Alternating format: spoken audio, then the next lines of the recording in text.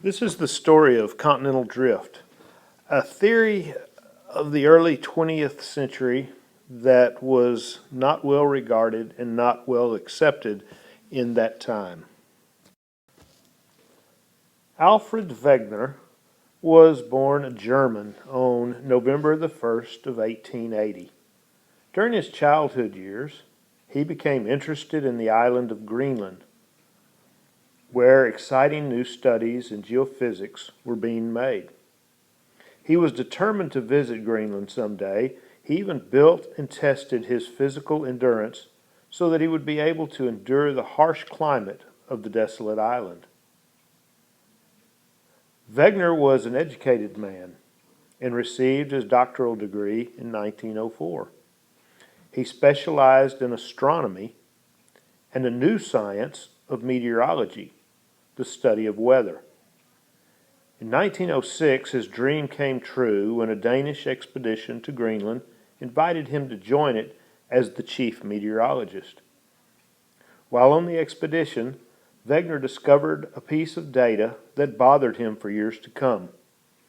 The data he collected about the island's longitudinal location did not match data that had been collected by others in the past. In 1912, Wegener proposed a theory that at one time all Earth's land masses were joined together, forming one giant supercontinent. He named the giant supercontinent Pangaea, which means all lands in Greek.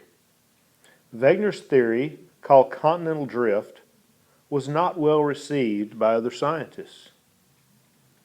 In 1914, while serving in the military during World War I, Wegener was wounded in battle. While recuperating, he wrote a book describing his theory of continental drift. The book, Origin of Continents and Oceans, was published the following year. It was not well received.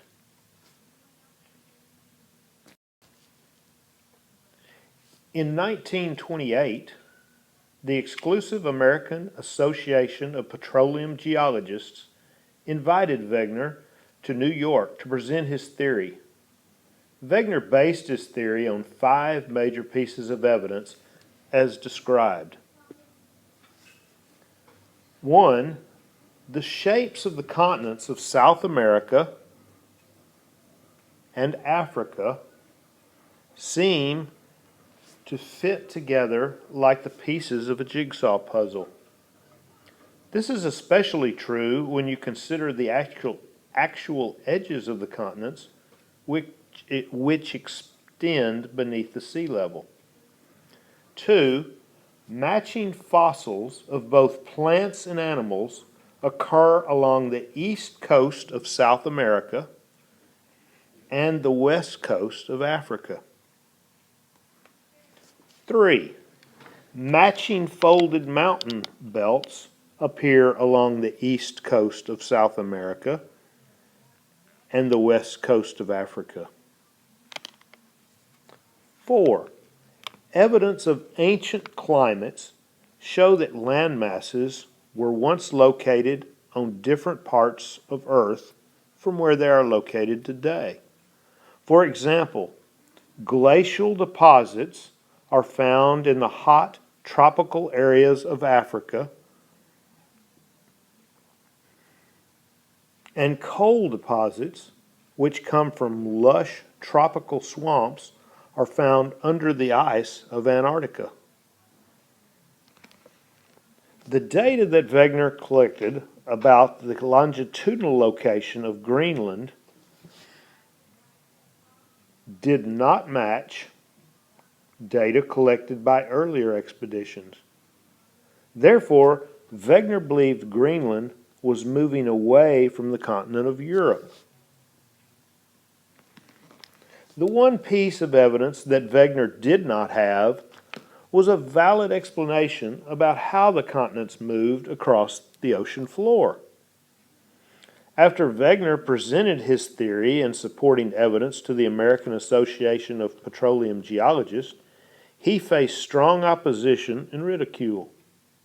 Members commented that he was eccentric and preposterous and lacked common sense.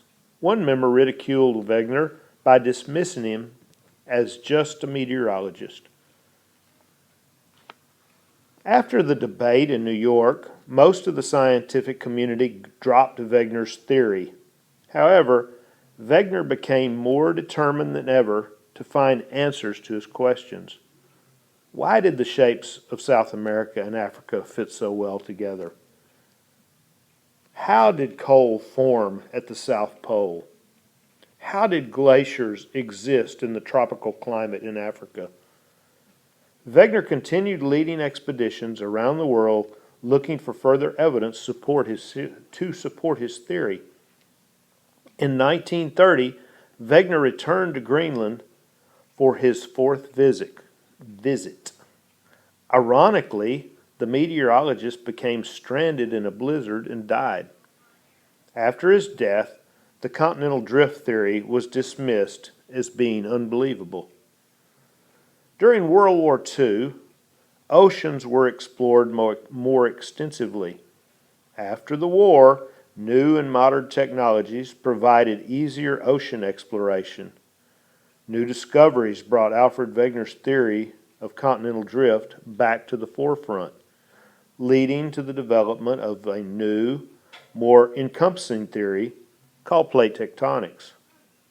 Today, Wegener's research is accepted in a different light.